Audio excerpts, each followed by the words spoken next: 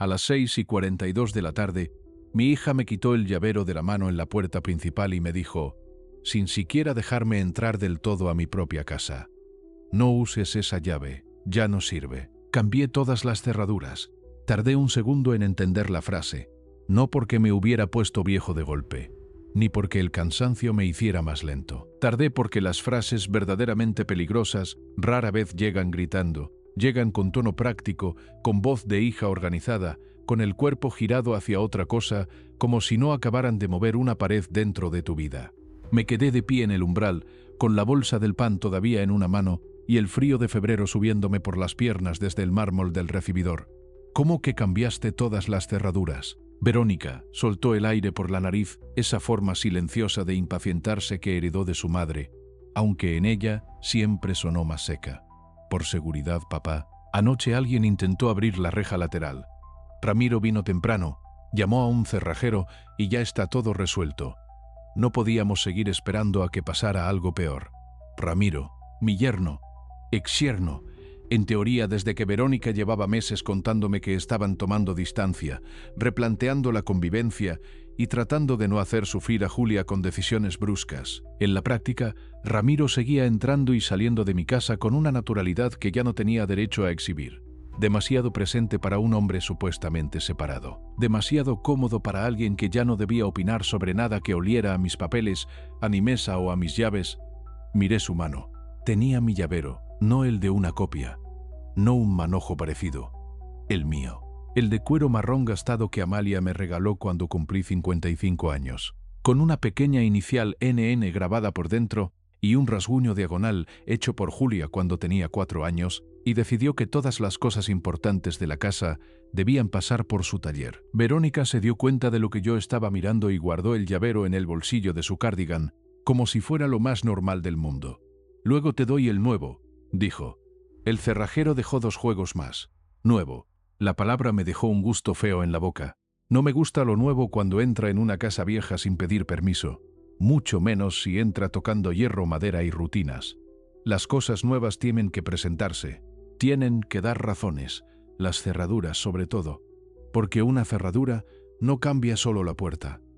Cambia la jerarquía secreta de una casa. Decide quién entra, quién espera, quién depende de otro y quién todavía puede fingir que manda.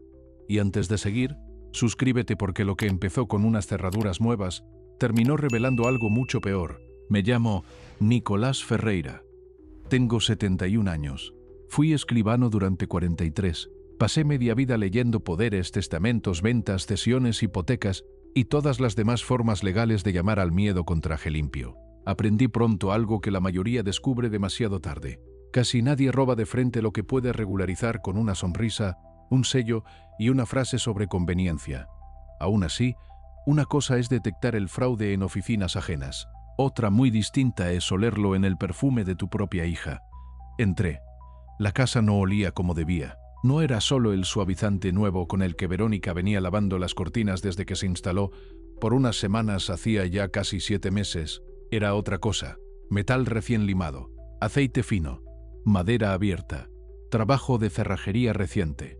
La clase de olor que una casa conserva unas horas después de que alguien le cambia la manera de cerrarse.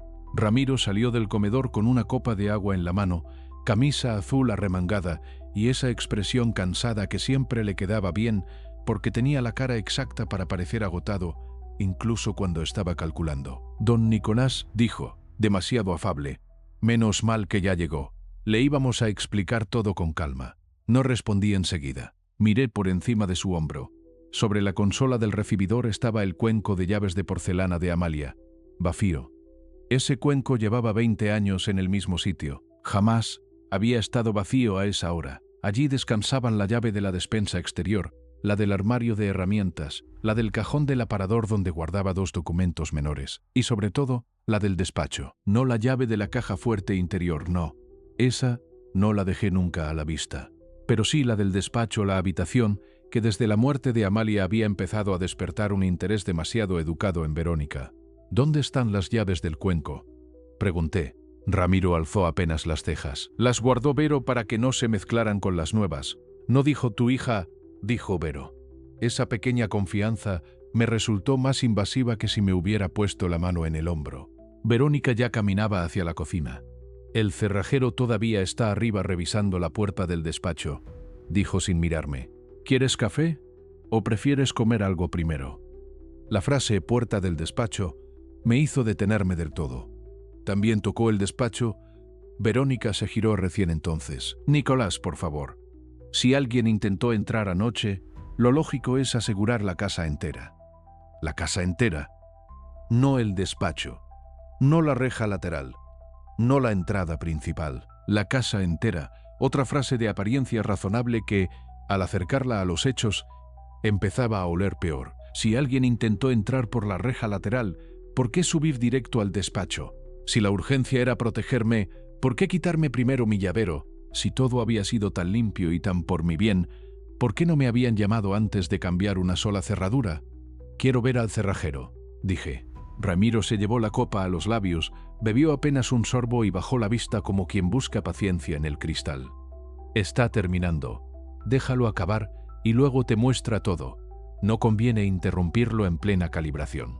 Calibración, no ajuste, no cambio. Calibración. La palabra era demasiado técnica para un hombre que cuando hablaba de herramientas solía confundir un destornillador Phillips con cualquier otra cosa puntiaguda. Subí sin pedir permiso. No corrí. A mi edad, uno deja de correr salvo que un médico, un incendio o un nieto ensangrentado lo justifiquen, pero subí con una velocidad lo bastante evidente para que ambos entendieran que la tarde acababa de dejar de ser suya. El despacho quedaba al final del pasillo lateral, junto a la galería interior. Era la habitación más silenciosa de la casa y también la más inútil para cualquier persona que no supiera leer lo que guardaba. Por eso, desde la muerte de Amalia, se había vuelto sospechosamente atractiva. Encontré al cerrajero arrodillado junto a la puerta, ajustando la placa nueva del picaporte con un destornillador fino. Tendría unos 58 años, manos gruesas, espalda ancha, camisa gris con el nombre Beltrán bordado sobre el bolsillo y una calma de oficio que no tienen los que improvisan. A su lado, un ayudante joven sostenía la caja de herramientas abierta. Beltrán levantó la vista al oírme. «Buenas tardes. Esta es mi puerta», respondí. Asintió. «Lo sé», no añadió. «Señor», no añadió. «Don». Y curiosamente, eso me gustó. Los buenos trabajadores no rellenan el aire con reverencias cuando perciben que lo que hay delante no es susceptibilidad sino verdad torcida. Miré la cerradura nueva. Brillante, demasiado brillante. La manilla aún tenía polvo de latón fino alrededor de la base. Después miré el marco y lo vi. En el borde interior de la madera había una marca mínima casi invisible, como si el antiguo bombín hubiera sido retirado con mucha más prisa de la que el relato de Verónica permitía, no una rajadura grande, no una palanca, algo peor, la señal de haber quitado primero el mecanismo viejo, examinarlo y volver a trabajar sobre él antes de cambiarlo. «¿Quién le pidió tocar esta puerta?», pregunté. Beltrán no respondió enseguida. Se incorporó despacio, limpió con un paño el metal nuevo y luego miró hacia el pasillo donde Verónica ya había aparecido a media distancia, inmóvil, observando. «La señora», dijo al fin. «Señora, no hija, no dueña. Señora». La diferencia en esa boca pesaba más. «¿Y qué le pidió exactamente?». Verónica intervino antes que él pudiera responder. «Nicolás, no empieces. Le pedí lo mismo que al resto, cambiar las cerraduras». Beltrán bajó la vista a su caja de herramientas, volvió a alzarla. «No exactamente». El silencio que siguió fue pequeño, lo bastante como para que empezara a oírse el zumbido del aire acondicionado del cuarto de invitados y el lejano ruido de un coche frenando en la calle. Verónica dio un paso. Beltrán, él no la miró. Me pidió cambiar la cerradura de esta puerta y revisar si la caja fuerte interior había sufrido manipulación. Noté algo en el estómago. No una emoción romántica, ni siquiera pura rabia, lo que se siente cuando una sospecha deja de ser intuición y empieza a agarrarse a un verbo. Revisar, no proteger, no asegurar, revisar. Volví a mirar a mi hija. Tenía la boca cerrada, el cuerpo quieto y los dedos apretados en torno a un paño de cocina que no recordaba haberla visto traer. Era su gesto viejo, el de adolescente cuando una mentira empezaba a exigir más administración de la prevista. «¿Por qué la caja fuerte?», pregunté. «Porque está en el despacho», respondió ella demasiado rápido. Si alguien quiso entrar, es lógico pensar que también pudo haber querido eso. Beltrán se aclaró la garganta. No había señales de forzamiento exterior en la caja, señor. Verónica giró hacia él con una dureza que no tenía nada de doméstico. Ya terminaste arriba, ¿verdad? Beltrán cerró la tapa de su caja. El ayudante la tomó. Yo seguía mirándolo a él. Todavía no, dijo. Esa respuesta me confirmó algo importante. El hombre ya había entendido que no estaba trabajando en una simple casa nerviosa después de un intento de robo. Había entrado en un lugar donde el hierro servía de coartada para otra cosa. Me aparté de la puerta. «¿Termine?», le dije. Entré al despacho. El olor me golpeó antes que la vista. Aceite fino de cerradura, sí, pero también papel movido, terciopelo abierto, un toque dulzón del perfume de Verónica y ese rastro frío que deja una caja fuerte cuando alguien la abre y la vuelve a cerrar sin darle tiempo a que el aire interior recupere su temperatura. La caja estaba empotrada detrás del panel lateral del armario de nogal. El panel seguía cerrado. No forcé nada. Me acerqué al escritorio primero. Todo parecía en su sitio. Ese fue precisamente el problema. Las trampas domésticas más finas casi nunca producen desorden. Producen un exceso de orden, una pulcritud nueva, un alineamiento demasiado reciente de cosas que antes convivían con su propio uso. Las carpetas verticales demasiado rectas, el pisapapeles 1 centímetro más al centro, la pluma de Amalia encima del cuaderno azul cuando yo la dejaba siempre a la izquierda, un estuche de joyería cerrado con el broche hacia adelante cuando Amalia, durante 30 años, lo guardó siempre al revés porque decía que así nadie lo abriría por curiosidad. Fui hasta el armario, moví el panel. La caja fuerte estaba cerrada, no usaba llave exterior. Usaba llave y combinación, la llave la llevaba conmigo o la dejaba, muy rara vez, en un escondite que solo Amalia había conocido. O eso creí. La saqué del bolsillo interior de mi abrigo, la cabeza de latón rozó el bombín y de inmediato sentí algo raro, no una resistencia. Todo lo contrario, entró demasiado fácil. Como si el canal interior hubiera sido limpiado o usado muy poco antes. Marqué la combinación, abrí. Dentro no faltaba todo. Eso me alarmó más que si hubiera encontrado un vacío limpio. Los ladrones verdaderamente torpes vacían. Los inteligentes seleccionan. Seguían allí 2 relojes viejos que no valían gran cosa fuera de la memoria. Seguían las escrituras de la cochera pequeña de la calle Chile. Seguía la caja de terciopelo vino con el broche de hoja que Amalia usó en el bautizo de Julia. Seguían unos bonos vencidos y un sobre con recibos de obras antiguas.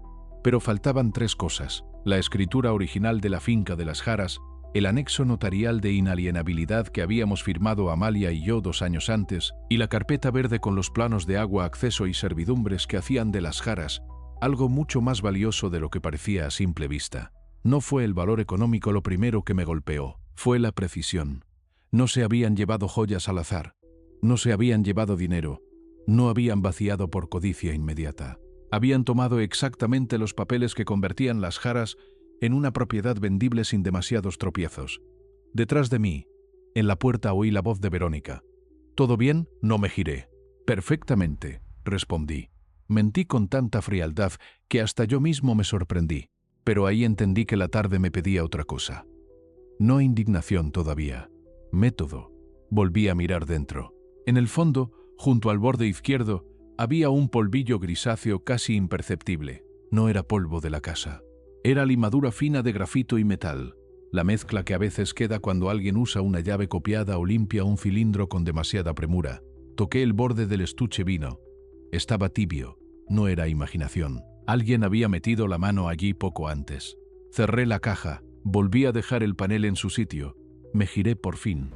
Verónica seguía en la puerta con una media sonrisa cansada. Detrás, en el pasillo, Ramiro hablaba con el ayudante del cerrajero como si estuviera cerrando un asunto menor y no decidiendo el modo en que yo debía mirar mi propia casa desde ese segundo. ¿Y?, preguntó ella. Y nada. Me acerqué despacio. Ya que te tomaste tantas molestias con mis llaves, al menos la puerta quedó prolija. Por un instante no supo si la frase era una rendición o una amenaza. Esa confusión me gustó. «Te dije que era por seguridad», respondió. «Claro». Bajamos al comedor. Petra, la mujer que llevaba 12 años, ayudándome con la casa, ya no estaba. Su delantal tampoco colgaba del perchero de servicio. Eso me llamó la atención, porque Petra jamás se iba antes de dejar la cena servida cuando yo estaba dentro. Pregunté por ella como quien pregunta por el pan. Le dije que se fuera temprano, dijo Verónica. Se la veía cansada, otra cosa que no le correspondía decidir. La mesa estaba puesta para 3, no para 4. Eso me dijo 2 cosas. La primera, Julia no cenaría con nosotros. La segunda, Ramiro se consideraba, una vez más, integrante natural de una intimidad doméstica que ya no debía pertenecerle. ¿Y Julia?, pregunté. En su cuarto, respondió Verónica sin mirarme. Le subí una bandeja. No insistí. Me serví vino yo mismo. Verónica intentó apartar la botella con una suavidad ofendida. No deberías tomar hoy con todo el estrés que ya tuvimos. Tomé la copa igual. La olí. No porque sospechara veneno como en una novela barata. Porque, después de 40 años leyendo conveniencias ajenas, uno aprende a no beber nada servido por manos que ese mismo día ya te quitaron llaves, despacho y versiones. Entonces brindo porque el estrés haya valido la pena, dije. Ramiro sonrió. No del todo. Don Nicolás, mañana podemos sentarnos con calma y revisar lo de las jaras. Lo dijo demasiado pronto. No debería haber sabido aún que pensaba en las jaras. No esa tarde, no a esa hora, no después de un supuesto intento de robo que, según su versión, justificaba solo cerraduras. Lo miré por encima de la copa. ¿Qué tiene que ver las jaras con esta cena? No respondió de inmediato. Verónica sí. Nada. Solo que ya que salió el tema de la seguridad, quizás sea el momento de ordenar todo. La casa de aquí, la finca, el despacho, los seguros. Tú no puedes seguir cargando solo con cosas que ya te cansan. Ahí estaba. No la venta, no el negocio, la reducción de mi voluntad al lenguaje del cansancio. ¿Y quién dijo que me cansan? Yo te veo, dijo ella, demasiado rápido.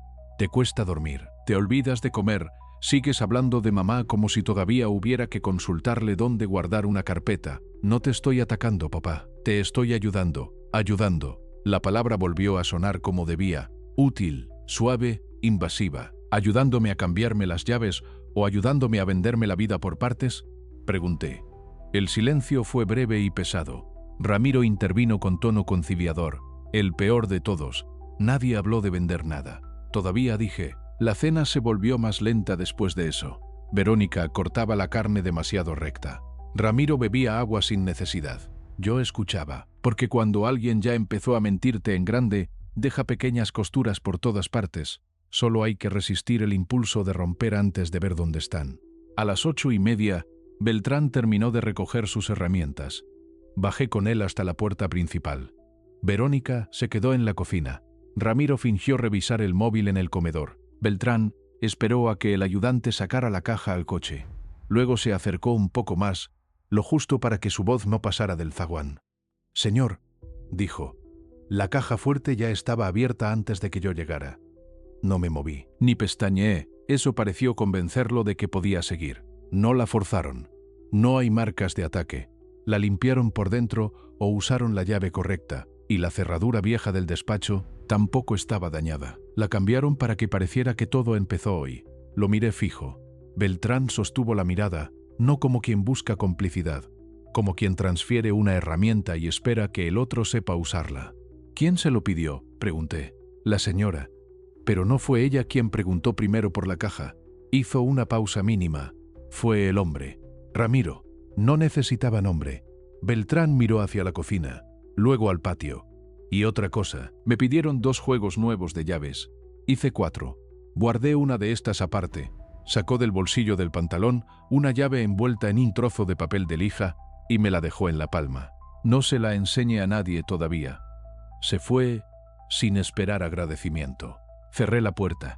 Me quedé un segundo con la llave escondida en el puño, sintiendo la rugosidad del papel de lija clavarse en la piel como una pequeña verdad que no quería caerse demasiado pronto. Cuando volví al comedor, Ramiro ya no estaba. Oí su voz en la galería lateral, al teléfono baja, controlada.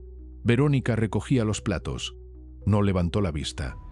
«El cerrajero dice que ya está todo listo», dijo. «Mañana te dejo las llaves nuevas en el desayuno». Desayuno, otra palabra que empezaba a oler peor que la cena. Subí al despacho en cuanto pude. Con la llave nueva de Beltrán, abrí la puerta. Entró suave, más suave que la otra. Eso significaba que una copia ya estaba en circulación antes incluso de que me tocaran el llavero de la mano. Fui directo a la caja fuerte otra vez. La abrí, nada había vuelto. Pero esta vez, al mover la caja de terciopelo vino, encontré algo que no había visto antes, porque la rabia, como el miedo, reduce ángulos. Debajo del estuche había un trozo mínimo de papel cebolla doblado 2 veces. Lo abrí. Era una copia carbón de una hoja mecanografiada, cortada a la mitad. Se leían solo 2 líneas completas y media firma fantasma en la parte inferior. A efectos de facilitar la administración temporal del inmueble conocido como Las Jaras, en virtud de la fatiga decisional del titular. Fatiga decisional del titular. No hacía falta la hoja entera. Ni la firma, ni el membrete. Ya tenían una redacción para explicarme. No solo para vender. Para reemplazar, me guardé el papel en el bolsillo interior de la camisa. Después, fui al escritorio pequeño de Amalia. No por intuición lírica. Por experiencia conyugal, mi mujer nunca escondía lo más importante donde todos imaginaban. Le parecían vulgares las obviedades. Decía que la gente inteligente pierde demasiado tiempo buscando detrás de los cuadros, mientras lo decisivo duerme en la tercera estantería de un libro feo. Abrí la caja de costura. Nada. Revisé el cajón de las postales. Nada.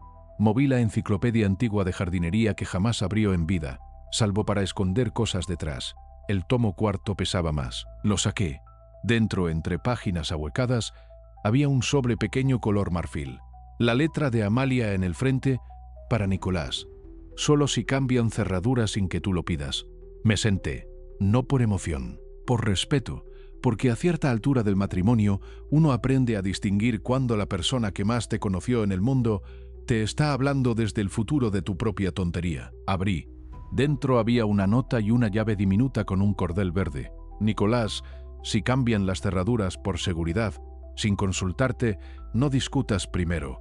Mira antes. Si la caja fuerte parece intacta, peor, busca el hueco detrás del archivador de planos. Y si faltan las jaras y el anexo, asume que no van por la joya, van por el permiso. Me quedé quieto. Van por el permiso. No por la finca, no por la tierra, no por el recuerdo, por el permiso. Eso afinaba todo de una forma brutal. Las jaras no era valiosa solo por existir, era valiosa por lo que podía desbloquear si se quitaba del medio el obstáculo correcto.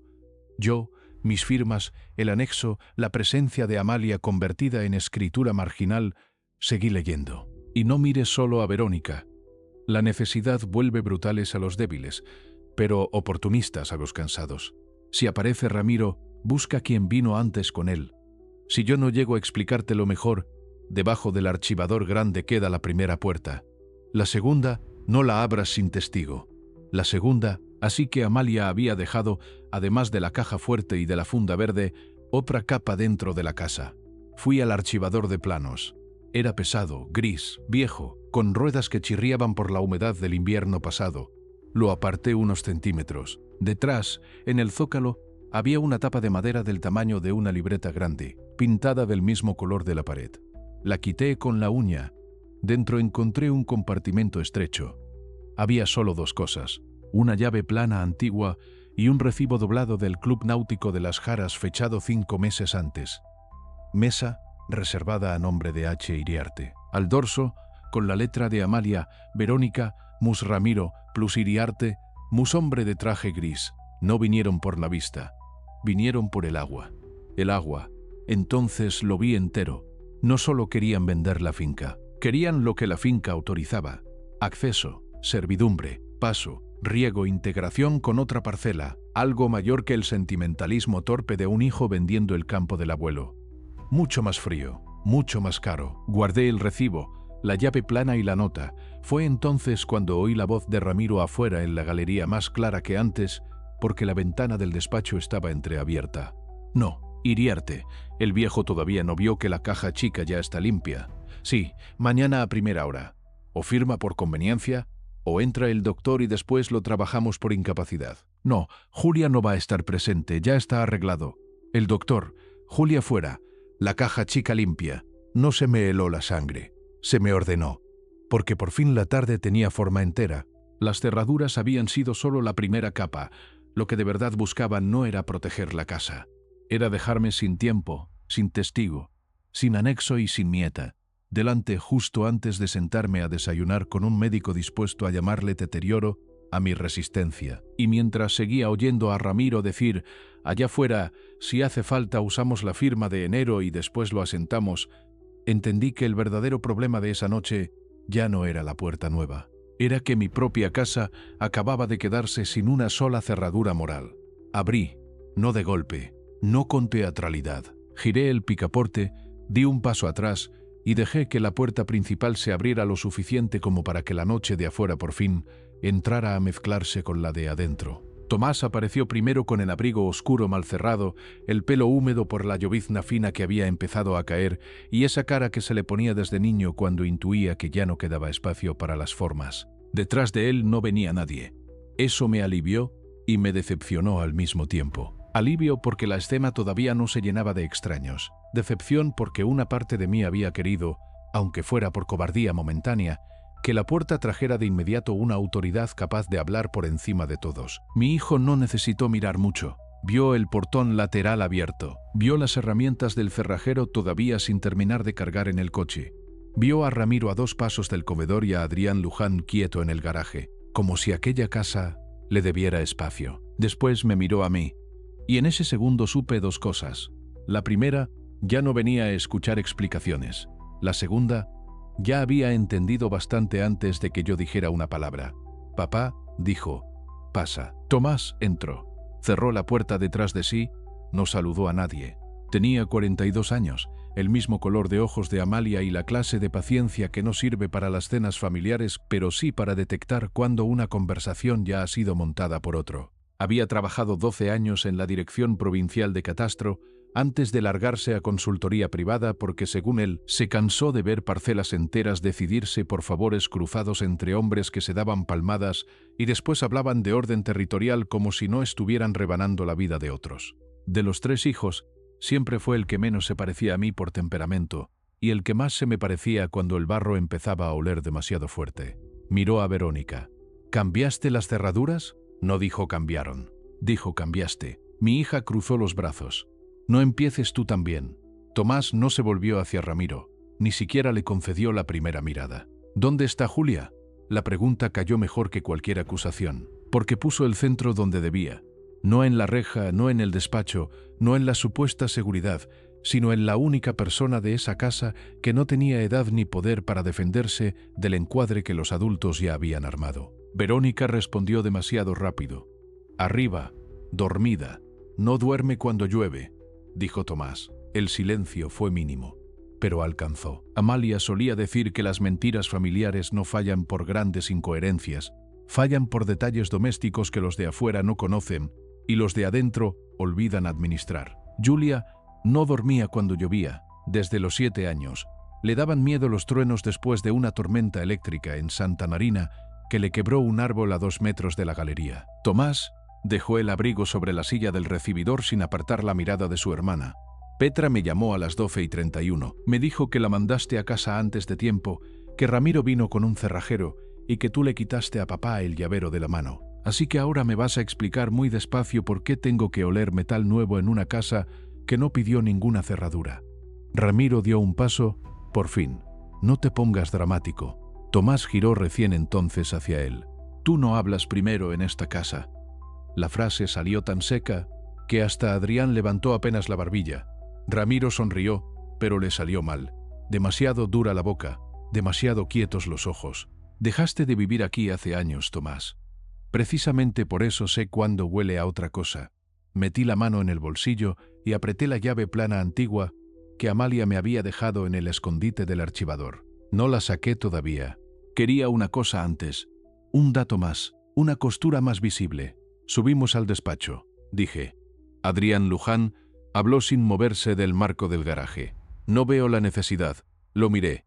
La necesidad la veo yo. Era la primera vez desde que cruzó mi patio que le respondía sin explicación añadida. Algo en su cara cambió, no mucho, lo justo para que entendiera que el centro del cuarto ya no estaba donde él lo había puesto al entrar. Tomás siguió mi mirada y recién entonces observó a Adrián con verdadera atención.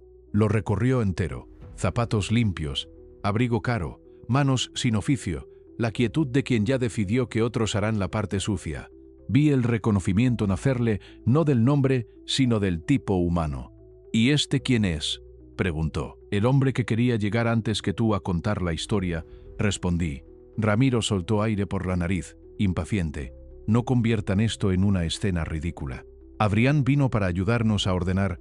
Tomás soltó una risa breve, sin humor. Ah, perfecto. Entonces ya tenemos al organizador. Falta el médico y completan el zoológico.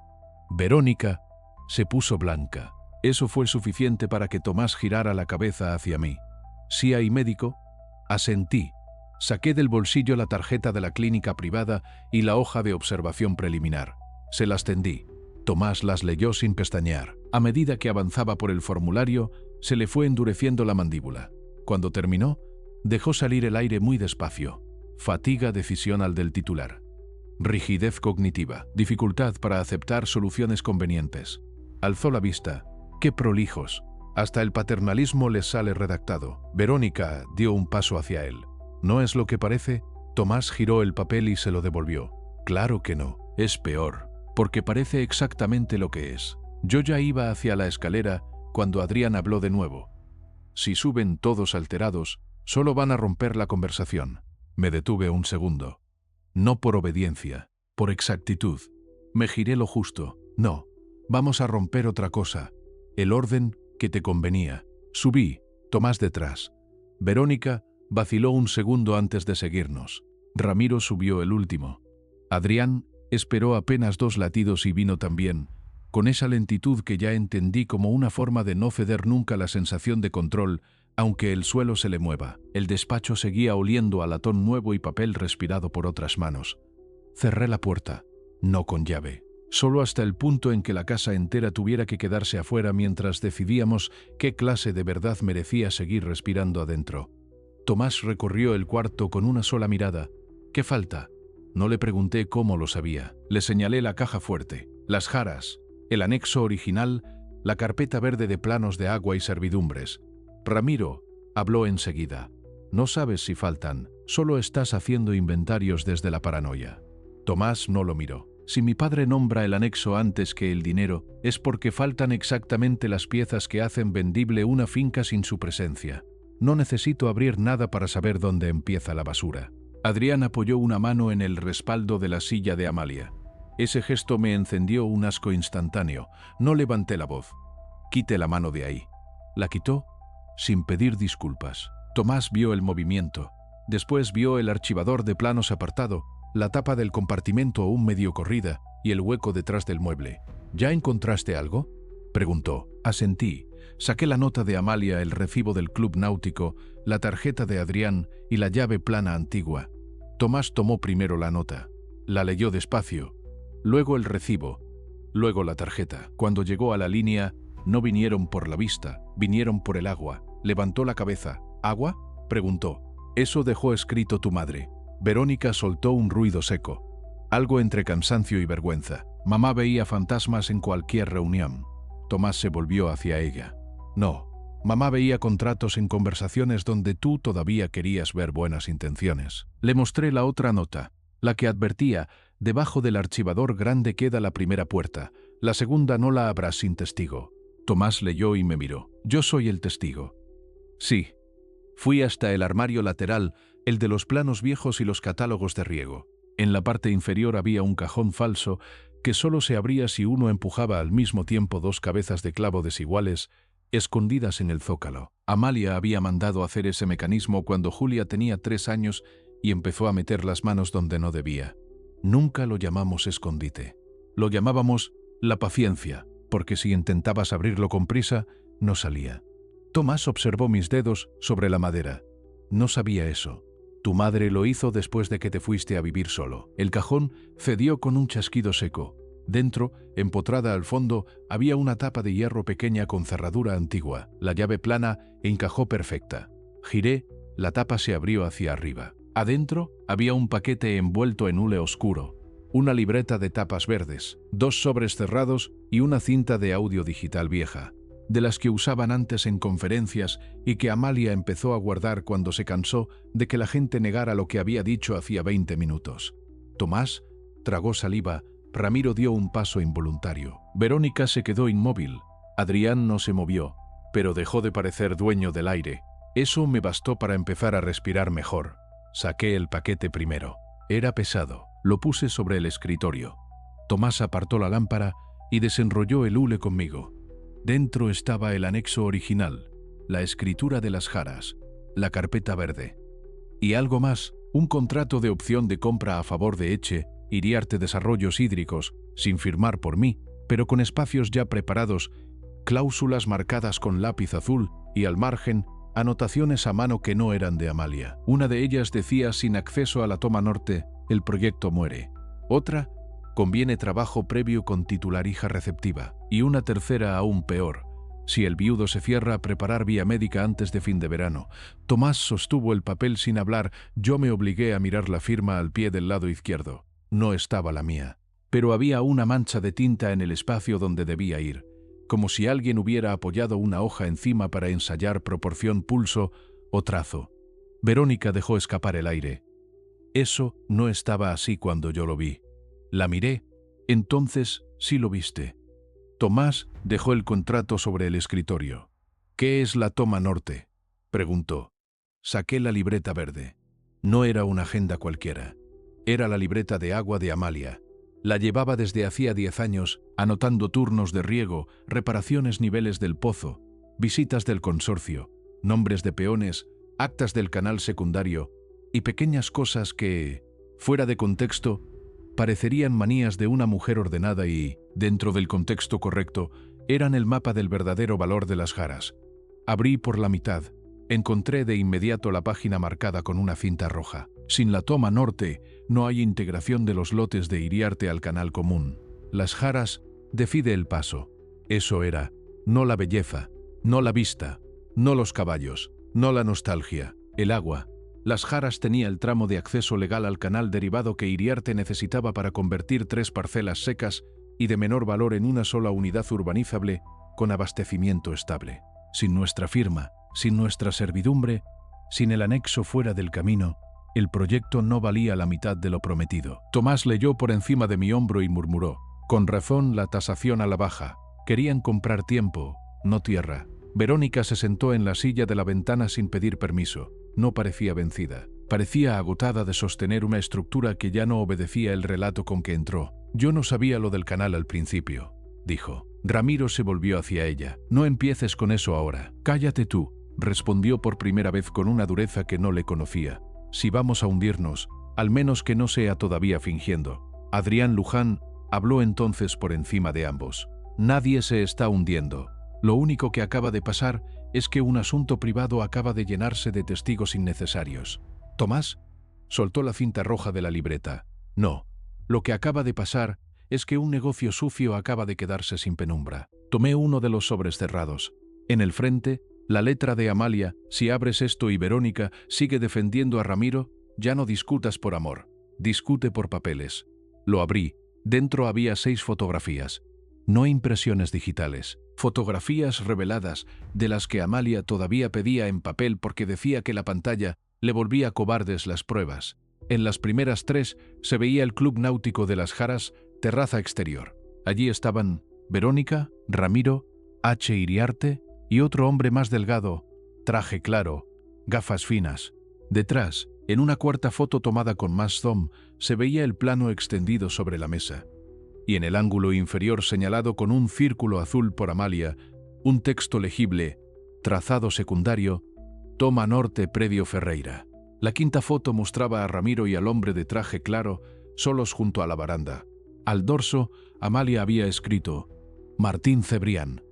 La sexta era la peor. Verónica, sola, inclinada sobre el plano con un bolígrafo en la mano, señalando exactamente el sector donde la toma norte cruzaba el límite de las Jaras.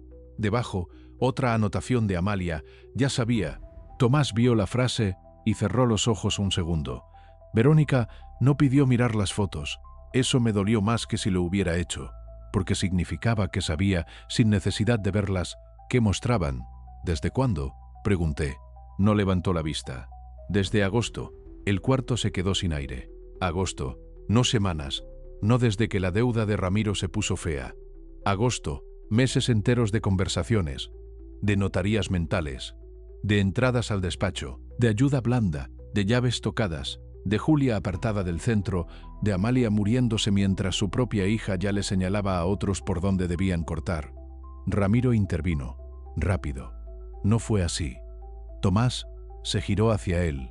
No, fue peor, porque si ella lo sabía desde agosto, tú la llevabas usando desde antes. Adrián volvió a meterse. La palabra usar es emocionalmente cómoda, pero no describe bien una negociación entre adultos.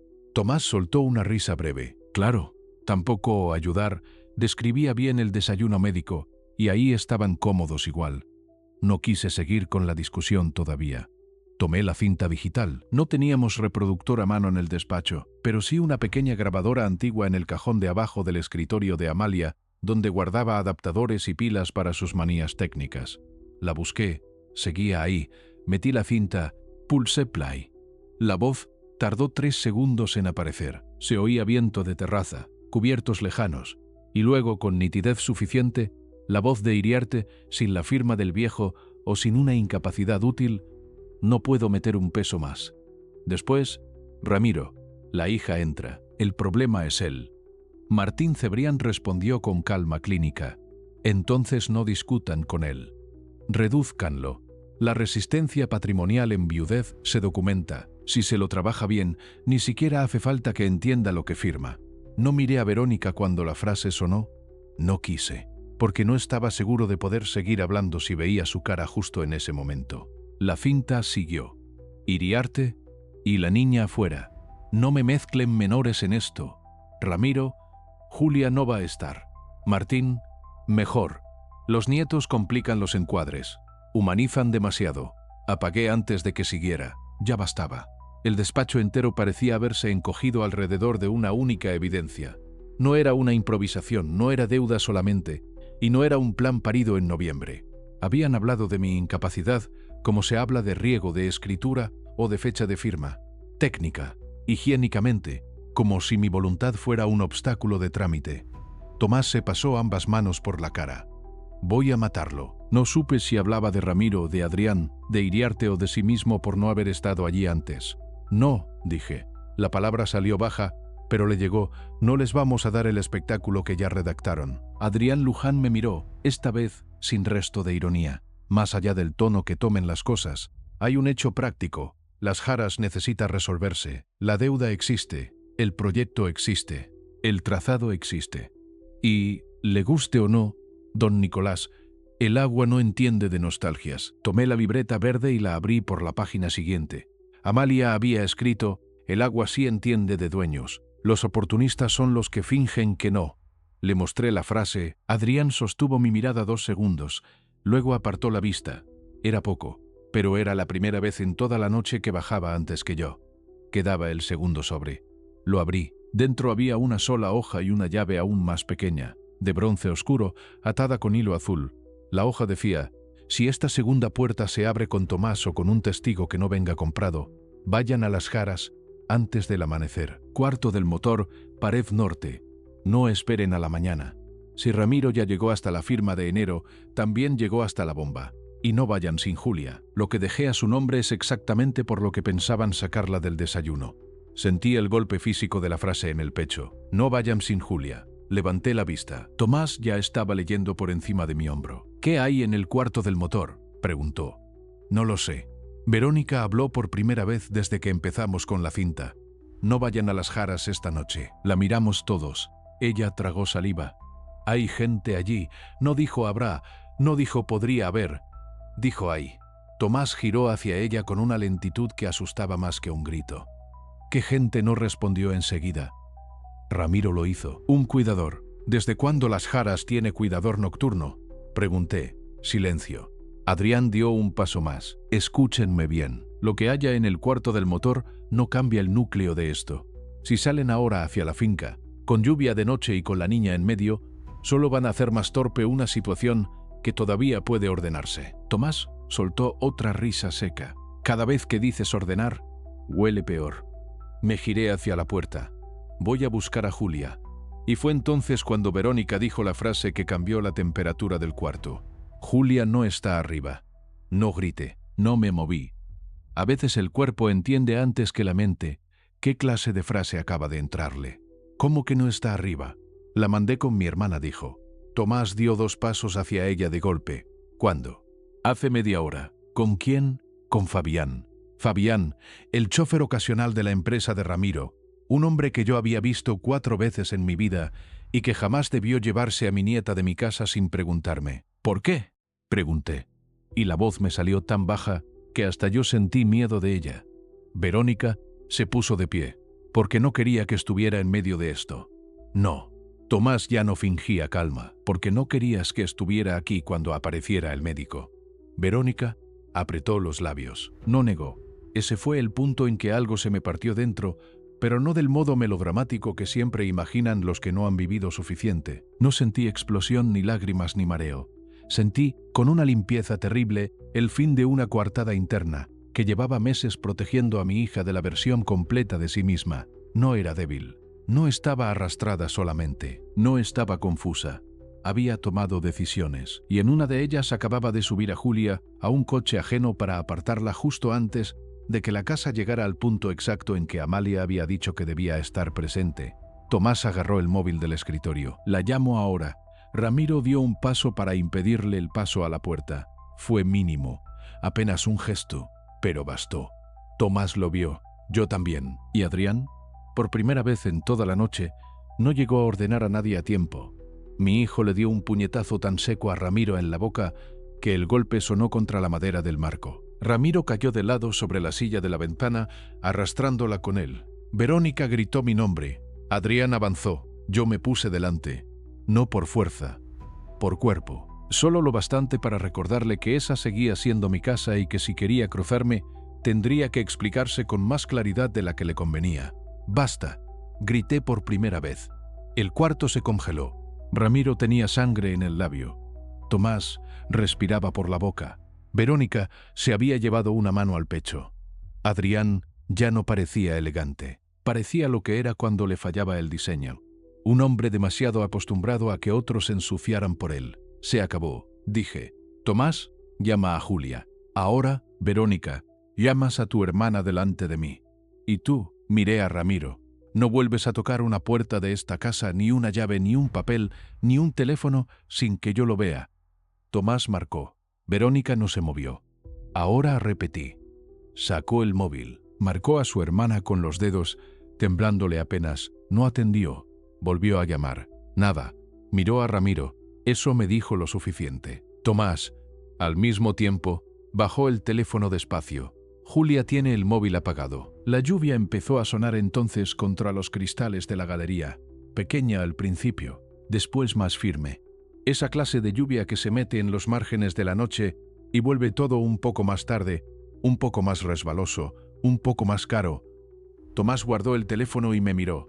Vamos a las Jaras ahora. Adrián negó con la cabeza. No van a ir a ningún lado con la niña fuera y la casa así. Precisamente por eso, dije. Tomé la libreta verde, la cinta, las fotos, la escritura, el anexo y la llave de bronce pequeño. Los metí en la cartera negra de trabajo que seguía en el armario lateral. No iba a dejar nada encima del escritorio. No con Ramiro sangrando, Verónica desarmándose y Adrián todavía calculando. Tomás se puso el abrigo. Papá, yo conduzco. No, tú llamas a tu tía y a Julia cada 3 minutos hasta que contesten. Yo conduzco. Verónica dio un paso hacia mí. No puedes irte así. Me detuve. Mírame bien, Vero. Esperé a que lo hiciera. Ya no eres la persona que decide cómo me voy de mi propia casa. La frase la golpeó más que el puñetazo a Ramiro. Lo vi. No en lágrimas, en vacío. Adrián probó una vez más. Si se van ahora, don Nicolás, puede que encuentren solo una finca mojada y 2 peones de mantenimiento. Y cuando vuelva el día, el verdadero problema seguirá aquí. Las Jaras no resuelve su familia. Me puse la cartera al hombro. No. Mi familia ya se resolvió sola esta noche. Lo que voy a buscar ahora es otra cosa. Lo que tu proyecto necesita antes de que amanezca. Tomás ya abría la puerta del despacho. Bajamos. No nos corrió nadie detrás. Eso me inquietó incluso más que si Adrián hubiera intentado detenernos, porque significaba que todavía confiaba en otro margen, Otro plan. Otra gente ya puesta en camino. En el recibidor, junto al perchero, vi el paraguas azul de Julia.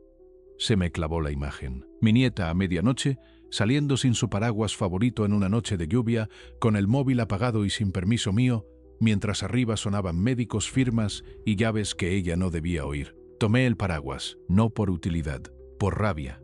Cuando abrí la puerta principal, Petra estaba del otro lado de la reja, empapada a medias, con un impermeable viejo beige y la cara encendida por ese tipo de decisión que solo toman las personas que ya vieron demasiado como para quedarse en casa fingiendo que no es asunto suyo. «Gracias a Dios», dijo al verme. Tomás se detuvo. «¿Petra?» Ella apretó la reja con ambas manos. «No me fui a mi casa. Fabián no llevó a Julia a lo de la hermana. Lo vi salir por la avenida del Canal, no por la ruta del centro. Llamé a la señora Verónica 2 veces y no me atendió. Después llamé a Tomás, pero estaba entrando aquí. Vine a avisar. La avenida del Canal llevaba a otro sitio antes que a ningún barrio familiar. Llevaba a la ruta de las Jaras. Sentí un golpe seco detrás de las costillas. No miré a Verónica, que había bajado al último escalón sin atreverse a salir del todo al zaguán. No miré a Ramiro, que se mantenía al fondo con el labio hinchado y la sangre ya seca sobre la barbilla. Miré a Petra. «¿Estás segura?» «Más que de mi nombre», dijo. Y otra cosa, antes de irse, Fabián llevaba la mochila azul de la niña y una carpeta larga del despacho. ¿Verde?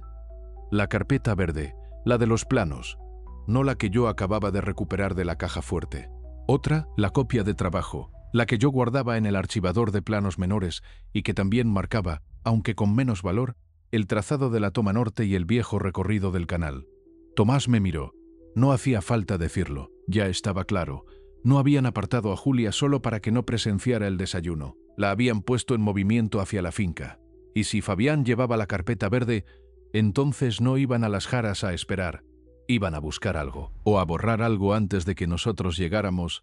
Petra abrió la reja con la llave pequeña de servicio que yo mismo le había dado años atrás, solo para las emergencias de verdad. Nunca una frase me había resultado tan premonitoria. «Voy con ustedes», dijo. No respondió Verónica detrás de mí. Demasiado tarde. Petra giró la cabeza. «Usted ya no me da órdenes esta noche, señora». No la había llamado nunca señora. Siempre Vero, siempre señorita Vero en los días buenos, siempre niña en los malos. «Señora», la palabra sonó a destitución doméstica. Subimos al coche bajo la lluvia. Tomás a mi lado, Petra detrás, el paraguas azul de Julia entre los 2 asientos. Arranqué. Por el espejo vi a Verónica en la puerta, inmóvil, y a Adrián apenas detrás de ella más adentro, sin mojarse, sin perseguirnos, sin hacer siquiera el gesto de impedirlo. Y ese fue el pensamiento que me acompañó toda la salida por la avenida. No le preocupaba que fuéramos, le preocupaba llegar él antes. Tomás llamó a Julia 3 veces durante los primeros 5 minutos. Nada. A su tía Marta, la hermana de Verónica, otras 2. Nada. Luego a Fabián, apagado. Petra miraba por la ventanilla. Pasó por el desvío del canal, murmuró. Lo vi claro. Si siguió derecho, a las Jaras llega en 25 minutos. Llama a Laureano Barroso, dije. Tomás se volvió hacia mí. ¿Quién?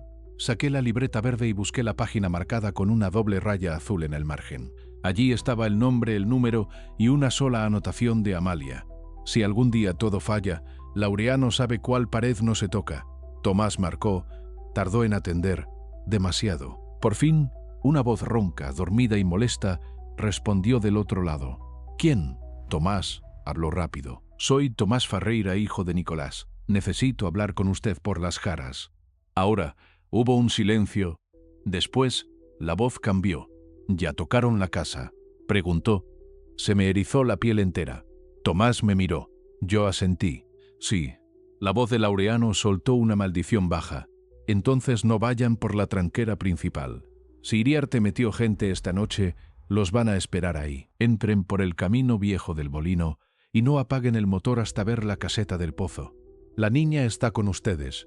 Tomás tragó saliva. No. Otra maldición. Entonces, lleguen antes que ellos al cuarto del motor. Si la señora Amalia dejó lo que creo que dejó, sin la niña no les sirve del todo, pero a ellos les sirve menos si lo encuentran roto. La línea crujió. ¿Usted dónde está?, pregunté inclinándome hacia el teléfono. En la finca vecina, los espero en el molino. Y una cosa más, don Nicolás. Sí, no confíe en ver luces donde antes no las había. Iriarte siempre trabaja mejor cuando parece que vino a cuidar algo. Cortó. La ruta se abrió delante de nosotros, negra, mojada, con el parabrisas cosido de agua por los limpiaparabrisas viejos que yo venía posponiendo cambiar desde el invierno pasado. Tomás volvió a marcar a Julia. Nada. Petra se santiguó en el asiento trasero, y yo, con las manos fijas en el volante y la libreta de Amalia abierta sobre mis rodillas, entendí por fin qué había querido decirme en la primera nota. No iban por la joya, iban por el permiso. Y ahora, con mi nieta en algún punto de la carretera, una carpeta verde desaparecida y la lluvia cerrándose sobre las jaras, lo único que importaba ya no era impedir una firma. Era llegar antes de que convirtieran también el agua en una coartada. La lluvia nos encontró antes que el molino. Primero la vimos sobre el capó, tensando la chapa con un golpeteo fino. Después se volvió una cortina. El camino viejo era una herida de barro entre los eucaliptos, angosto, apenas visible por las luces bajas. 2 veces sentí que la rueda trasera iba a soltarse hacia la cuneta y las 2 veces corregí con el volante sin hablar. Tomás no decía nada. Petra seguía rezando en silencio. El paraguas azul de Julia se había caído al piso del coche y cada vez que doblábamos se golpeaba contra el asiento como si la propia ausencia de la niña necesitara seguir haciendo ruido. Vimos a Laureano Barroso a las 2:47. Estaba bajo el pequeño techo del molino viejo, con una linterna en la mano izquierda y la chaqueta de lona pegada al cuerpo por la lluvia. No era un hombre alto ni impresionante. Lo había sido quizás a los 40, cuando todavía levantaba bolsas de maíz como si fueran de ropa. Ahora tendría 60 y tantos. La espalda algo vencida, la cara surcada de campo y un tipo de cansancio que en los peones buenos nunca parece derrota. Había trabajado en las jaras casi 20 años. Se fue cuando Amalia se enfermó peor y decidió que no quería morirse viendo riegos ajenos. Aún así, su nombre siguió en la libreta verde, en las anotaciones sobre el canal y en las frases de confianza que mi mujer escribía solo junto a quienes todavía consideraba incapaces de vender lo que no era suyo. Subió al coche sin saludar demasiado. «Llegaron antes», dijo, «por poco». «¿Julia?», pregunté. No la vi, pero vi luces en el galpón del motor y una camioneta blanca de Iriarte junto al bajo. La negra debe de estar por la tranquera principal. Tomás giró hacia él. «¿Qué hay exactamente en la pared norte?». Laureano se quitó la gorra mojada y la apretó entre las manos. «Una caja de obra empotrada. La señora Amalia mandó hacerla cuando todavía fingía que arreglábamos solo la bomba. Yo no vi qué metió. Solo sé que me dijo una frase que nunca olvidé. Si un día tocan la casa sin permiso, lo que yo deje aquí ya no va a defender solo la finca. Va a defender a Nicolás de su propia bondad». No dije nada, porque esa frase me dolió más que cualquier otra cosa de la noche. Mi propia bondad, mi forma vieja de darle a la sangre una última oportunidad, incluso cuando el papel ya venía oliendo mal. «¿La entrada del galpón sigue libre?», pregunté.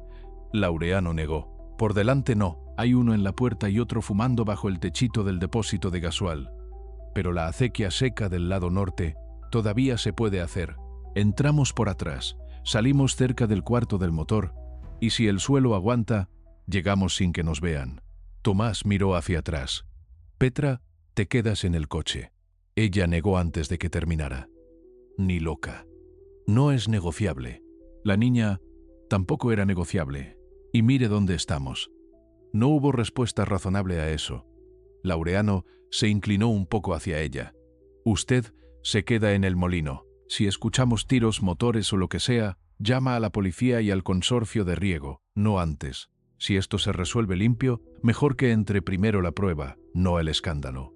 Petra apretó el bolso. Después asintió a regañadientes. «Si no vuelven en 20 minutos, llamo igual». Bajamos. El barro se me metió en los zapatos de inmediato. La lluvia ya no era agujas, era cuerda. Laureano iba delante con la linterna apagada, guiándonos más por memoria que por vista. La acequia seca corría paralela a la hilera de álamos y en verano apenas era un surco gris donde los perros del pueblo se metían a dormir la siesta. Esa noche parecía la garganta de algo más grande. Caminábamos agachados, medio resbalando con el ruido del agua de lluvia mezclándose al zumbido grave del motor del galpón.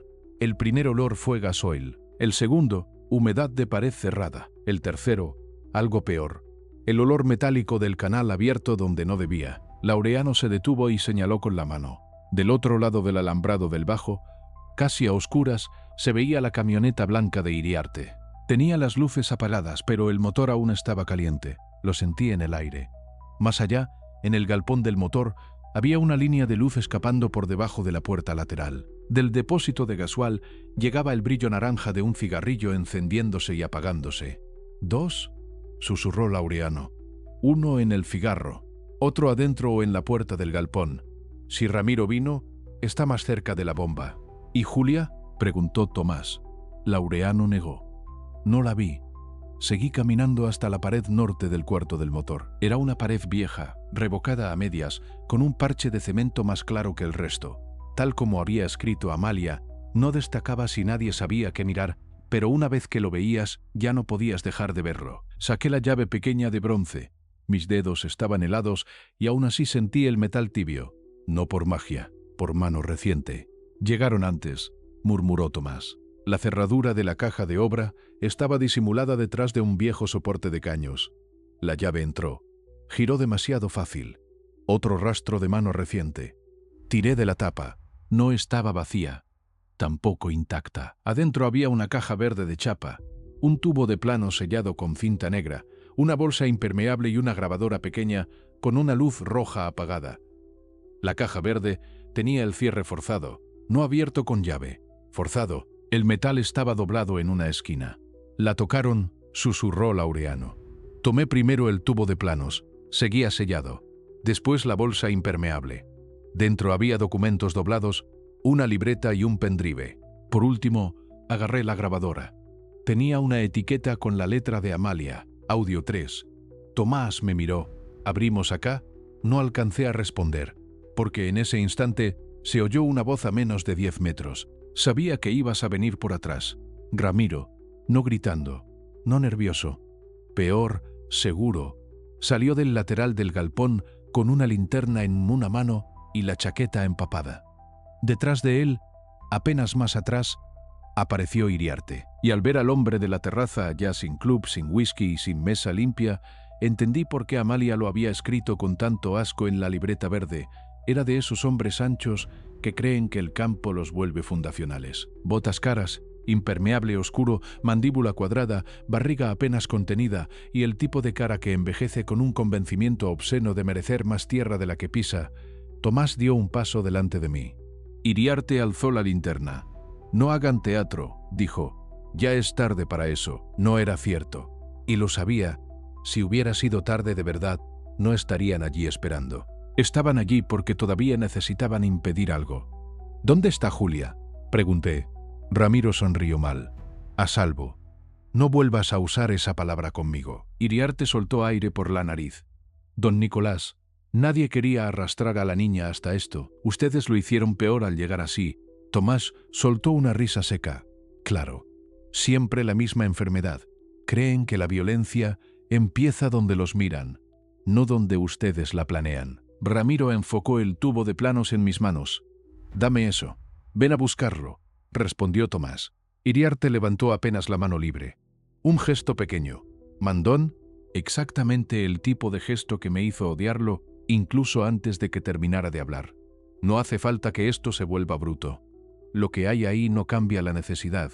Las Jaras siguen necesitando orden. Tu hija sigue ahogada.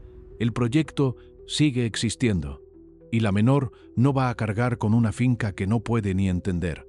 La menor. Julia reducida a ese título administrativo una vez más. Saqué entonces la libreta de Amalia de la bolsa impermeable y la abrí donde estaba marcada con una cinta negra. Leí en voz alta, bajo la lluvia, con la linterna de Ramiro sobre mi cara. Ramiro no quiere la finca. Quiere dejar de deber. Verónica no quiere vender la memoria. Quiere dejar de temerle al derrumbe. Iriarte no quiere la casa. Quiere el agua. Y si un día todos llegan a la pared norte, significa que ya no están negociando entre sí. Están compitiendo por ver quién me roba primero. El silencio les cayó encima mejor que un disparo. Iriarte cambió apenas de expresión. Ramiro sí reaccionó. «Dame esa libreta», no dije. Y entonces todo se movió demasiado rápido. No vi primero el golpe. Vi la intención. Ramiro se lanzó hacia mí, no por la libreta sino por el tubo de planos. Tomás lo interceptó con el hombro antes de que me tocara. Ambos cayeron contra el barro de la acequia. La linterna salió volando. Iriarte se movió hacia la caja verde abierta. Laureano le cerró el paso con una pala vieja que yo ni siquiera había visto en su mano. Ni la mire, le escupió. La pala no lo golpeó, le bloqueó el pecho, pero fue suficiente para que Iriarte retrocediera medio paso y sacara por fin lo que llevaba bajo el impermeable. No era un arma larga, era una pistola chica negra, utilitaria, el tipo de arma que no se enseña por coraje sino por costumbre. Sentí a Tomás gritar mi nombre desde el barro. Laureano no se movió.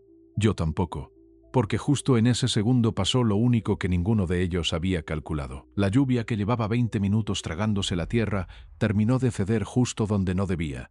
Se oyó primero un crujido sordo bajo los álamos, después un golpe hueco y al segundo siguiente el agua, no la del cielo, la otra, la que llevaba meses viajando por donde no debía, la que Amalia había nombrado antes que todos, la que Iriarte necesitaba invisiblemente. Salió en un surtido oscuro desde el bajo, rompiendo el borde de tierra junto a la toma lateral, reventando la zanja que ellos mismos habían manipulado, y corriendo hacia la acequia seca con una violencia que no era natural. Era agua desviada, agua robada, agua contenida por un parche clandestino que la lluvia acababa de rendir ante todos. Iriarte giró la cabeza, instintivamente, hacia el chorro negro. La pistola bajó apenas un segundo. Ese segundo bastó. Laureano lo embistió con el hombro, no fuerte. Entero, Iriarte cayó hacia el barro, y la pistola se le fue de la mano. Tomás ya había soltado a Ramiro y se lanzó sobre él. Yo agarré a Julia, sí, a Julia, porque la vi salir de detrás del galpón, empapada con la mochila azul colgando de un solo hombro y la cara blanca de puro miedo. «Abuelo», gritó.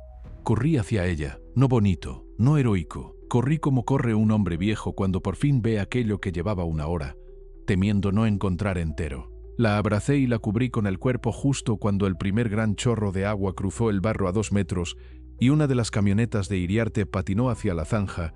Julia temblaba. Tenía barro en la manga, una rodilla raspada y los ojos demasiado abiertos. No lloraba todavía, solo respiraba a golpes. «Estoy aquí», le dije.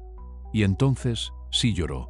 No histérica, no teatral, con ese llanto limpio que sale cuando el miedo deja de estar administrado por otros y por fin encuentra a quien reconocerle el abrazo correcto. Tomás seguía peleando con Ramiro en el barro. Laureano buscaba la pistola entre la corriente que ya le comía los tobillos. Iriarte se había levantado a medias y gritaba órdenes inútiles a 2 hombres que salieron del galpón cuando ya era tarde para disimular nada. Y justo entonces se oyeron los motores. No 1, 3, no de Iriarte, de afuera, de la entrada del molino. Laureano levantó la cabeza. Tomás también. La primera luz cruzó los álamos como una cuchillada blanca. Después, una voz femenina amplificada por la lluvia y por autoridad verdadera. «Policía, nadie se mueva». Amelia Soria llegó con 2 móviles y una camioneta del consorcio de riego. No entró corriendo. Entró sabiendo. Ese detalle en una noche así cambia todo. No venía a preguntar qué había pasado. Venía a documentar por dónde había empezado. Detrás de los primeros agentes venía Petra, empapada hasta los huesos, señalando con el brazo el bajo, el galpón y la zanja reventada como si hubiese guiado ella misma a la tormenta exacta hasta la finca. Más atrás, 2 hombres del consorcio ya miraban el agua con esa mezcla de furia técnica y asombro que tienen los que entienden un delito antes de oír una sola declaración. Amelia me vio abrazando a Julia, vio el tubo de planos, vio la caja verde abierta, vio a Iriarte en el barro y vio el agua clandestina rompiendo el terreno como una confesión negra. Y eso le bastó. «Señor Iriarte», dijo sin levantar la voz, «lo que acaba de salir de esa tierra no es solo agua, es su entierro empresarial». Ramiro intentó decir algo sobre una discusión privada, una finca familiar, un malentendido por papeles. Nadie le respondió, porque el canal hablaba por todos. El agua seguía saliendo en surtos oscuros, rompiendo el pasto, abriéndose paso bajo los álamos y corriendo hacia la zanja del acceso, donde ya una de las camionetas de Iriarte había quedado medio hundida de trompa. Tomás se incorporó cubierto de barro, respirando como animal herido. Yo seguía abrazando a Julia con un brazo y sosteniendo el tubo de planos con el otro. Amelia me tendió la mano. La carpeta, Julia me miró, no se la quité. «Dásela tú», le dije. Amelia extendió ambas manos y por primera vez, desde que la conocía, suavizó un poco la cara. Julia le entregó la carpeta como quien entrega no una prueba, sino el peso exacto de una noche entera. Amelia la abrió bajo la luz de una linterna táctica. Pasó la escritura de donación, la cláusula fiduciaria, la nota de Amalia, el acta firmada por Ramiro, los mensajes con Martín Cebrián, y al llegar a la hoja escrita a mano por Adrián, donde decía: si la menor está presente, no entrar con tema patrimonial hasta separarla. Verónica debe sacarla antes del tramo técnico. Cerró la carpeta despacio. Miró a Verónica. ¿Usted es la madre? Verónica asintió apenas. Entonces ya sabe por dónde va esto. Verónica abrió la boca. Nada. Porque por fin ni siquiera tenía vocabulario útil a mano. Nos movieron hacia la casa cuando la escena quedó asegurada. No a todos juntos. A Iriarte y Ramiro los separaron primero, cada uno con 2 agentes. A los hombres del galpón también. Las camionetas quedaron donde estaban, una atrapada en el barro del ramal visible, la otra cruzada sobre la huella vieja. Amelia mandó llamar a la autoridad del consorcio, a peritos hidráulicos y al juez de guardia. No hubo margen para que nadie fingiera que aquello podía discutirse el lunes y con café. La casa grande, vista desde la galería este, bajo las luces de emergencia, ya no parecía mi casa, tampoco suya. Parecía el cuerpo abierto de una mentira larga. Julia no se separaba de mí, ni yo de ella. La llevé al cuarto pequeño del ala norte, el único donde Amalia decía que todavía se oía el molino cuando llovía fuerte. Petra le secó el pelo con una toalla, le limpió la rodilla raspada y le preparó té dulce sin preguntarle si quería. A veces el verdadero consuelo tiene la forma de una mujer que no hace discursos y simplemente devuelve a una niña al territorio de las cosas básicas. Tomás y yo nos quedamos en el comedor con Amelia, Laureano y los hombres del consorcio. Fue allí, entre barro, mapas abiertos y el zumbido del generador, donde la historia dejó de ser familia y se volvió expediente. La escritura de donación explicaba por qué Julia tenía que estar fuera del desayuno. Amalia había dejado a nombre de su nieta una franja aparentemente secundaria del borde norte de las Jaras, un pedazo de tierra que, visto por cualquiera sin libreta de agua, parecía una nimiedad.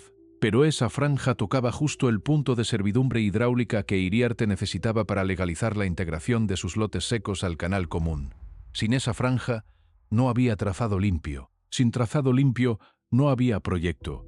Sin proyecto, la deuda de Ramiro ya no era una deuda negociable. Era un cadáver financiero. Por eso, querían a la niña lejos, murmuró Tomás. Amelia asintió. Y por eso metieron al médico. No necesitaban solo vender. Necesitaban sustituir capacidad y sacar a la menor del plano antes de que alguien leyera lo que Amalia dejó. Laureano pasó una mano por la libreta verde. La señora siempre dijo que, si algún día querían comprar la finca con pena o con prisa, era porque ya estaban tarde para comprarla de frente. Tomé la nota del audio 3. La releí. Hagan visible el canal. Eso fue exactamente lo que había pasado. No porque yo hubiera tenido el genio de planearlo, porque la lluvia, la manipulación brutal del desvío y el apuro de Iriarte terminaron haciendo visible por fuerza lo que pensaban seguir ocultando con firmas, médicos y desayunos de conveniencia.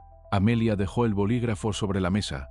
Con esto, no tengo una disputa doméstica. Tengo integración fraudulenta de lotes, desvío clandestino de agua, coacción patrimonial sobre un adulto mayor, tentativa de instrumentalización médica y uso deliberado de una menor como pieza a apartar del escenario jurídico. Me alcanza para bastante.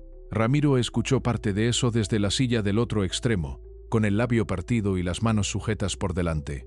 No lloraba, no suplicaba. Miraba el piso con esa cara de los hombres que ya no están pensando en lo que hicieron, sino en cuándo exactamente dejaron de creer que podrían frenarlo.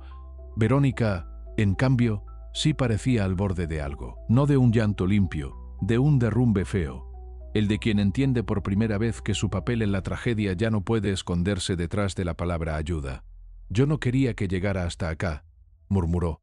No la miré enseguida. Cuando lo hice, ya tenía la cara vacía. No, dije, querías llegar un poco antes. Solo eso, y te quedaste cuando cruzaste el punto en que aún podías volver. Fue cruel. También fue exacto. No dijo nada más. A las 5:12 de la mañana, cuando el cielo todavía no terminaba de decidir si quería volverse día, ya había actas, peritos, fotos aéreas, el canal medido, La donación confirmada y el proyecto costero de Iriarte, temblando como un animal abierto, a Julia no le hice declarar esa noche, no por protegerla de la verdad, por protegerla del exceso. Ya había sostenido suficiente. La senté en la galería cubierta con el chal azul de su abuela sobre los hombros y me senté a su lado hasta que se quedó dormida apoyada en mí. Sentí el peso de su cabeza, el olor a lluvia, barro y jabón todavía fresco en su pelo, y pensé algo que me dio más rabia que cualquier documento. Toda esta gente con títulos, deudas, proyectos y lenguaje técnico había necesitado sacar del centro una niña para poder trabajar tranquila sobre un viejo. Eso ya decía todo. Los meses que siguieron no fueron limpios.